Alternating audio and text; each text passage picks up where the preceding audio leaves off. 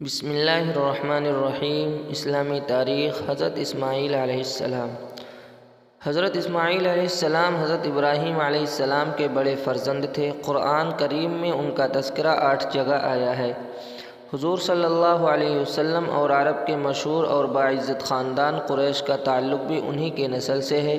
پیدائش کے بعد حضرت ابراہیم علیہ السلام اللہ تعالیٰ کے حکم کے مطابق انہیں والدہ کے ساتھ بیت اللہ کے قریب چٹیل میدان میں چھوڑ کر چلے گئے تھے۔ جب کھانے پینے کا سامان ختم ہو گیا تو حضرت اسماعیل علیہ السلام کی تربیت و پرورش کے لیے اللہ تعالی نے زمزم کا چشمہ جاری کر دیا، جو آج تک موجود ہے۔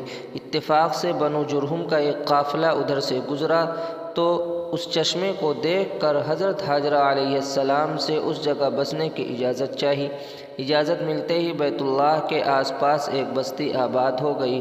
جب اللہ تعالیٰ نے حضرت ابراہیم علیہ السلام سے حضرت اسماعیل علیہ السلام کی قربانی طلب فرمائی تو دونوں بخوشی تیار ہو گئے اور باپ بیٹے کو قربان کرنے کے لیے چل پڑے۔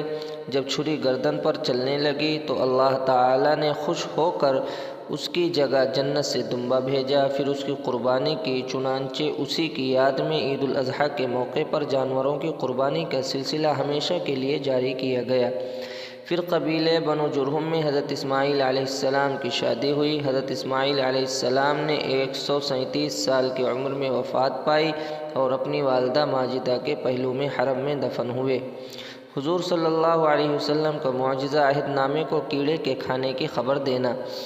جس وقت کفار قریش نے آپ صلی اللہ علیہ وسلم اور آپ صلی اللہ علیہ وسلم کے اصحاب رضی اللہ عنہم کا بائیکاٹ کر دیا تھا تو آپ صلی اللہ علیہ وسلم نے اس عہد نامے کے متعلق جس میں بائیکاٹ کی دفعات تھیں یہ خبر دی کہ اسے کیڑوں نے کھا لیا ہے، اس میں صرف اللہ کے نام کو باقی چھوڑا ہے۔ لہذا یہ سن کر ابو طالب نے کفار قریش کو بطور چیلنج کہا، اگر میرے بھتیجے کی یہ بات غلط ہے تو میں ان کو تمہارے حوالے کر دوں گا۔ چنانچہ جب ان لوگوں نے اس عہد نامے کو دیکھا تو ویسے ہی پایا جیسا کہ خبر دی گئی تھی۔ ایک فرض کے بارے میں غسل کے لیے تیمم کرنا۔